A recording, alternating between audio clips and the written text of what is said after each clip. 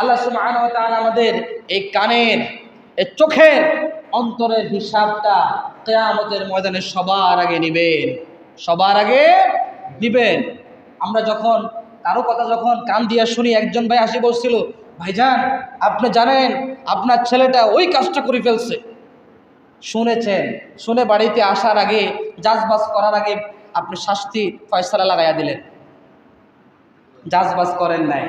জাজবাজ এরকম আছে না, যে কান কথা শুনে যারা বেশি আর কি, কান কথায় যারা বিশ্বাসী, কান কথায়, কিন্তু মূলে কিছুই রটে না। কান কথায় সব কিছু হইয়া যায়, কান কথায় বিশ্বাসী। প্রিয় হাজিরিন, এরকম ধারণা থেকে আমাদেরকে মুক্ত থাকতে হবে। কারণ আমাদের জানা উচিত কিয়ামতের ময়দানে আমাদের এই কানের হিসাব আল্লাহর কাছে দিতে হবে, চোখের হিসাব দিতে হবে, অন্তরের হিসাব আল্লাহর কাছে দিতে হবে। আল্লাহ তাআলা বলছেন, ওয়ালা তাকফু মা লাইসা লাকা বিহি ইলম ইন্নাস সামআ ওয়াল বাসারা ওয়াল ফুআদা কুল্লু উলাইকা কানা আনহা মাসউলা। তোমরা কখনো অনুমান ভিত্তিক কোনো কিছু করো না, অনুমান করো না, কোনো বিষয় না জেনে সেটা ফয়সালা করো না। ইন্নাস সামআ, নিশ্চয় তোমাদের কান, ওয়াল বাসারা, তোমাদের চক্ষু সমূহ, ওয়াল ফুআদা, অন্তর, এই তিনটা জিনিস কিয়ামতের ময়দানে প্রশ্নবিদ্ধ করা হবে। প্রশ্ন করা হবে তোমাদের তিনটা সম্পর্কে, কান দিয়া কি কি শুনেছো, কি কি শুনেছো। আপনি আরেকজনের ঘরের পাশ দিয়ে যাওয়ার সময় তারা কথাবার্তা বলছে, আপনি কান লেগে শুনে আছেন সে তারা কি বলে। এরকম আছে না নাই, আছে না নাই? এটাকে বলা হয় ওয়ালা তাজাসসু, কারো দোষ অনুসন্ধান করো না, অনুসন্ধান করো না। তারা তারা নির্বিঘ্নে হয়তো বা কোনো গোপন কথা বলছে, তার মানে এই নয় যে আপনি তাদের দরজার পাশে কান লাগিয়ে শুনে থাকবেন তারা কি বলে, ঠিক কিনা? এটা কি জায়েজ নাকি হারাম? হালাল নাকি হারাম? হারাম, স্পষ্ট হারাম। অন্যের দোষ চর্চা করা আর অনুসন্ধান করা দুটোই হারাম এবং কবিরা গুনাহ। আল্লাহ তাআলা বলছেন এরপরে, ওয়ালা ইয়াগতাব বা'দুকুম বা'দা, তোমরা কখনো একে অপরের গীবত করো না। কি করো না? গীবত করো না। গীবত করা যাবে না, সমালোচনা করা যাবে না। প্রিয় হাজিরিন, সমালোচনাটা খুব খারাপ জিনিস। এটা ঈমান থেকে মানুষকে খারিজ করে দেয়, ঈমান থেকে মানুষকে খারিজ করে দেয়। জবানটাকে বন্ধ রাখবেন, চুপ রাখবেন, যাতে জবান কোনো দিকে কথা না বলতে পারে। পারলে সত্য কথা বলবেন, মিথ্যা বলা যাবে না। সমালোচনা করবে না, সমালোচনা যে আপনি যে করবেন না। প্রিয় হাজিরিন, একজন ব্যক্তি আপনার কাছে এসে আরেকজন মুসলমানের সমালোচনা আপনার কাছে করছে, আরেকজন ব্যক্তির সমালোচনা আপনার কাছে করছে, আপনি তখন কি বলবেন? আসলেও তো হতে পারে সে অন্যায়কারী, এটা বলবেন। আপনি তখন তাকে বলবেন সমালোচনা করো না, সমালোচনা করো না। পারলে তাকে এই অন্যায় পথ থেকে সরাইয়া রাখো, তবে সমালোচনা করো না। যিনি সমালোচনা করে আর যিনি সমালোচনা সাপোর্ট দেয়, শুনে, দুজনেই অপরাধী। দুজনে কি অপরাধী? কোরআনে কারিমে সূরাতুল মায়েদা আল্লাহ কি বলছেন? তাআওয়ানু আলাল বিররি ওয়াত তাকওয়া ওয়া লা তাআওয়ানু আলাল ইসমি ওয়াল উদওয়ান। তোমরা পরস্পর নেকের কাজে, পুণ্যের কাজে পরস্পরকে সাহায্য সহযোগিতা করো, কখনো তোমরা মন্দের কাজে একে অপরকে সাহায্য সহযোগিতা করো না। তো প্রিয় হাজিরিন, মন্দের কাজে পরস্পরকে সহযোগিতা করা যাবে? একজন ব্যক্তি আরেকজন ব্যক্তির নামে আপনার কাছে গীবত করেছে, আপনি যদি সেটা আবার শেল্টার দেন, আরো মানুষের কাছে প্রচার করেন, তাহলে সেটা কবিরা গুনাহ হবে, অন্যায় হবে, পাপ হবে। আল্লাহ আমাদেরকে বোঝার তৌফিক নসিব করে বলে আমিন। তো প্রিয় হাজিরিন, আজকে যেই 6টি গুণ আমরা বর্ণনা করেছিলাম, আল্লাহ তাআলা বলছেন লা ইয়াসখার কওমুম মিন কওমিন, কোন কওমকে, কোন পুরুষকে, কোন মুমিন মুসলমানকে ঠাট্টা বিদ্রুপ করা যাবে না।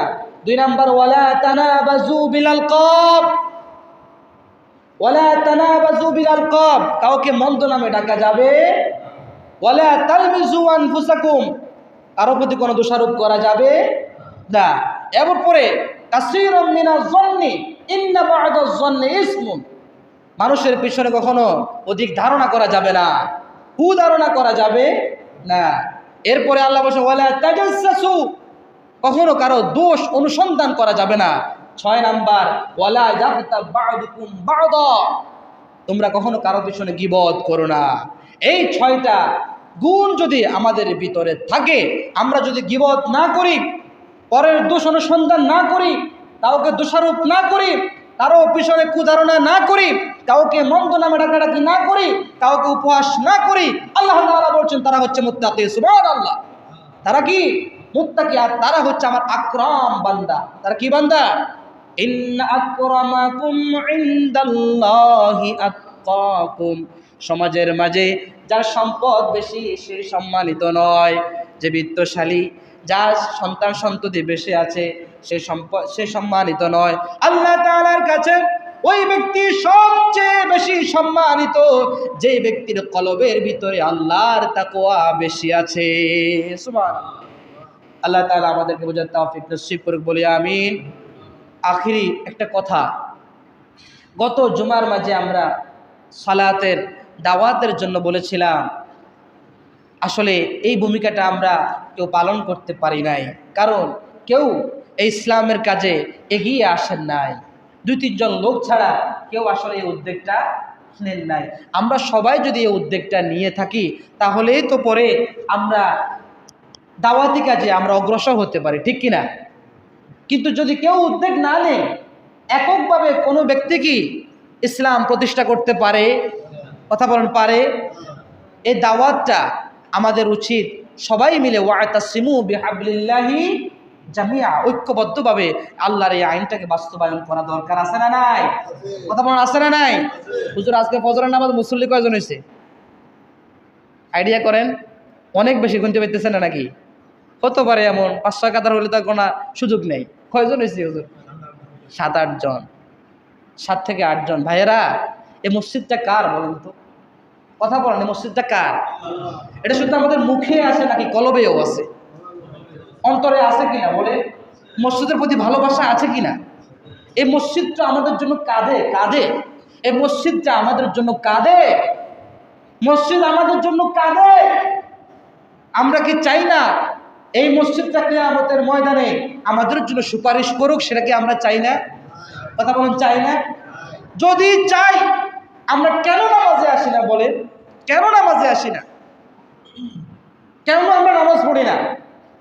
কেন নামাজ পড়ি না?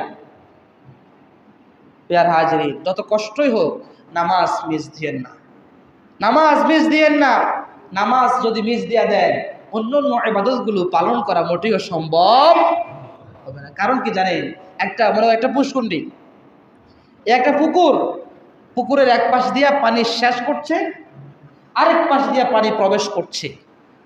বলেন তো, কিয়ামত পর্যন্ত যদি এই পুকুরের পানি শেষ করে নিষ্কাশন করতে চায়, নিষ্কাশন হবে? এই পুকুরের পানি শেষ হবে? মোটেও শেষ হবে না। কারণ কি? আপনি এক পাশ দিয়ে নিষ্কাশন করতে যাচ্ছেন, অন্য পাশ দিয়া পুকুরের পানি প্রবেশ করছে। সুতরাং সালাতটাও এমন, সালাতটা বাদ দেয়া মানে হচ্ছে ওই পুকুরের মতো। সালাত বাদ দিয়ে দিলেন, অন্যভাবে ও আমলের মাধ্যমে, অন্য আমলের মাধ্যমে আপনি মুত্তাকি হতে চান, এটা হচ্ছে অসম্ভব ব্যাপার, অসম্ভব ব্যাপার। যার সালাত নাই, তার ঈমান নাই, তার দ্বীন নাই। ওমা তাওফীক ইল্লা বিল্লাহ।